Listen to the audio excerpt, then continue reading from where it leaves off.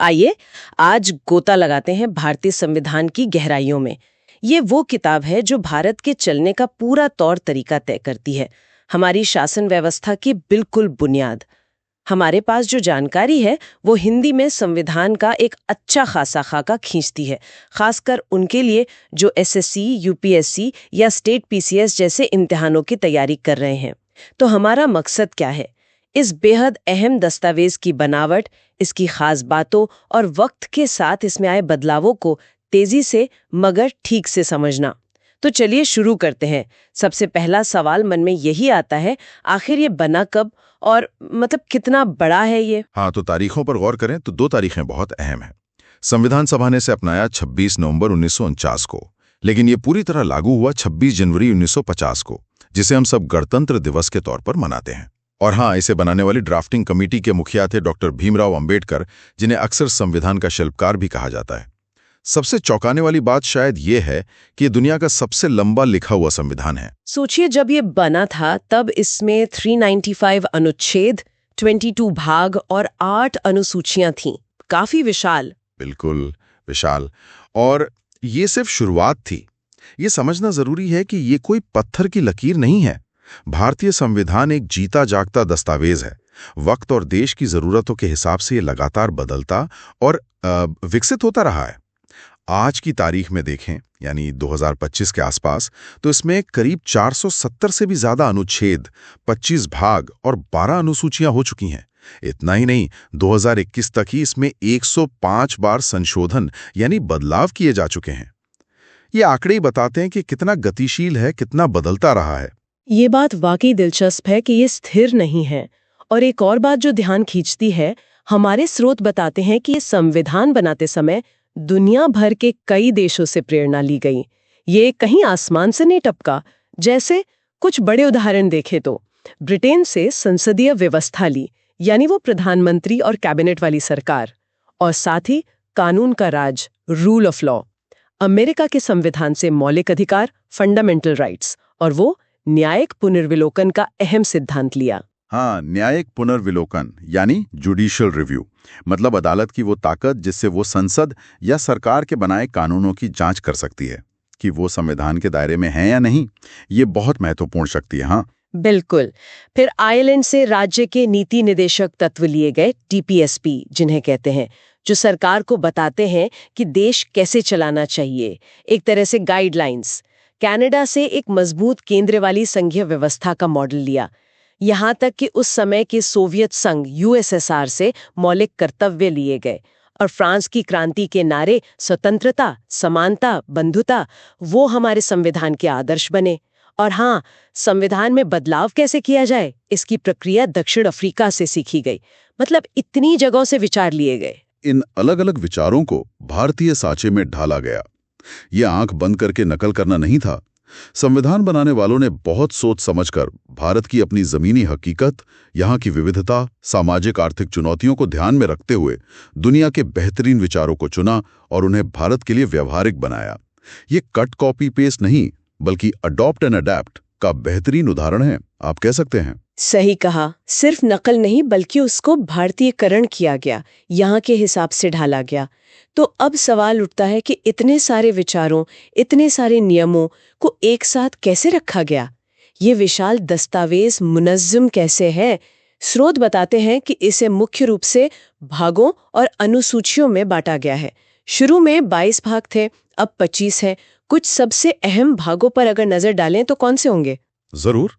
देखिए, भाग 3 सबसे ज्यादा चर्चित है, क्योंकि इसमें है मौलिक अधिकार, अनुच्छेद 12 से 35। ये वो अधिकार हैं जो हर नागरिक को मिले हैं और जिनकी गारंटी संविधान देता है। फिर आता है भाग 4, जिसमें है राज्य के नीति निर्देशक तत्व, अनुच्छेद 36 से 51। ये सरकार के लिए एक तरह से नैतिक गाइडलाइंस हैं कि उन्हें किस दिशा में काम करना चाहिए।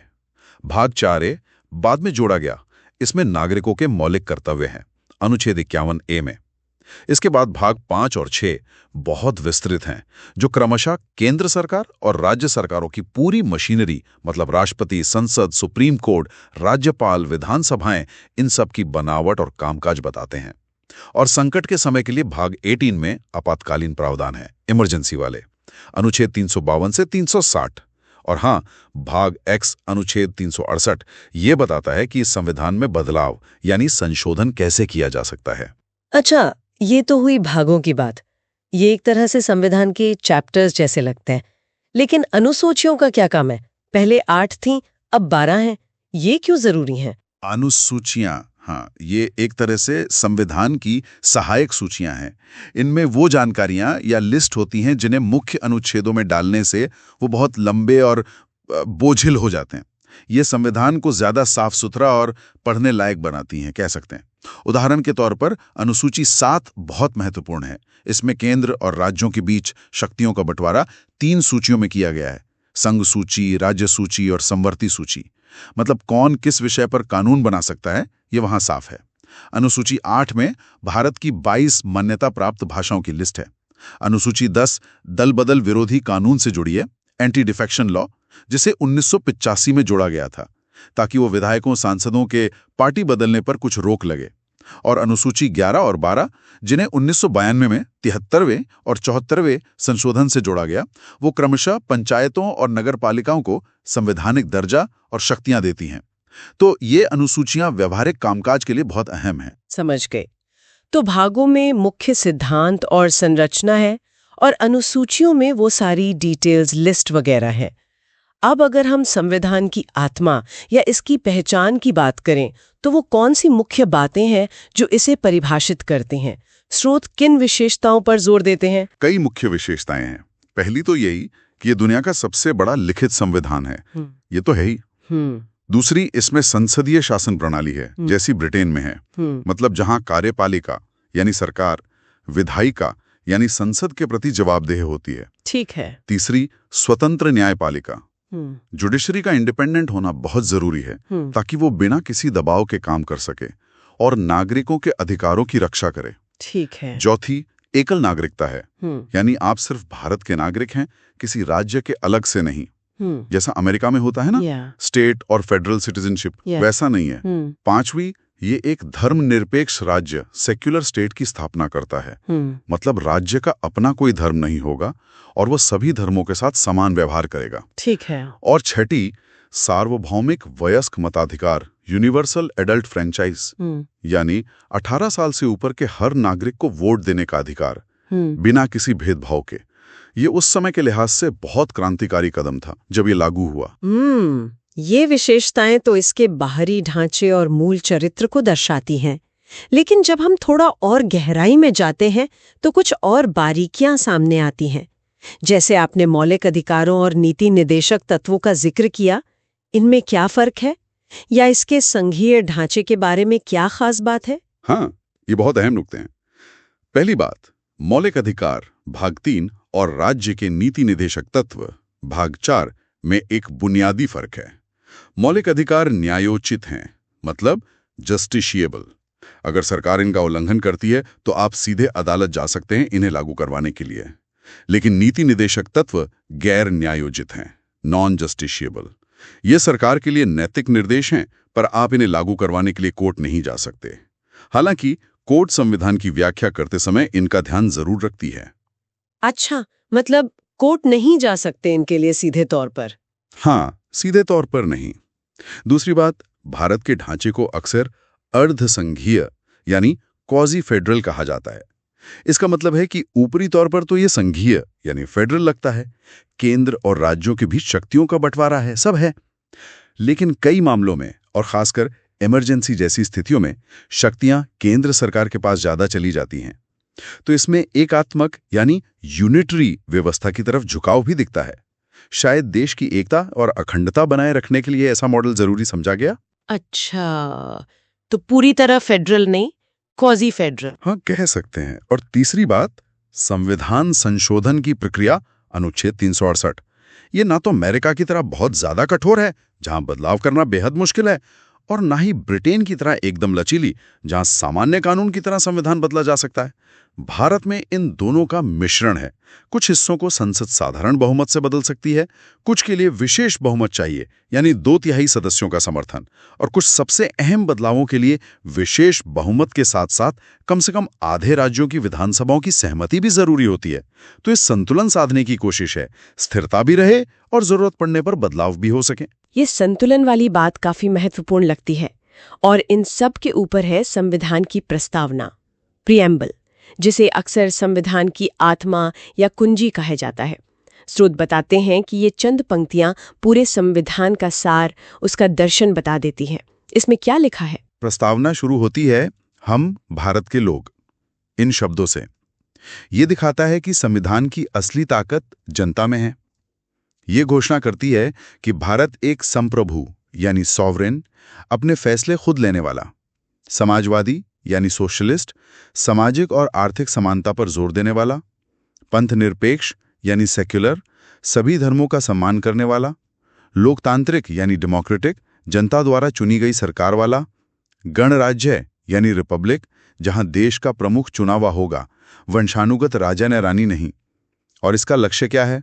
सभी नागरिकों के लिए न्याय, सामाजिक, आर्थिक, राजनीतिक स्वतंत्रता, विचार, अभिव्यक्ति, विश्वास, धर्म, उपासना की, समानता, प्रतिष्ठा और अवसर की, और बंधुता, व्यक्ति की गरिमा और राष्ट्र की एकता और अखंडता सुनिश्चित करने वाली।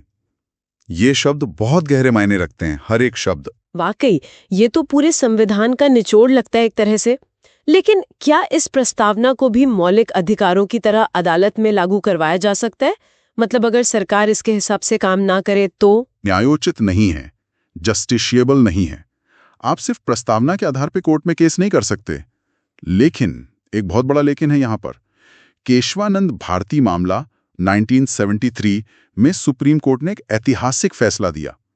कोर्ट ने कहा कि प्रस्तावना संविधान का अभिन्न अंग है और ये संविधान के मूल ढांचे, बेसिक स्ट्रक्चर को दर्शाती है।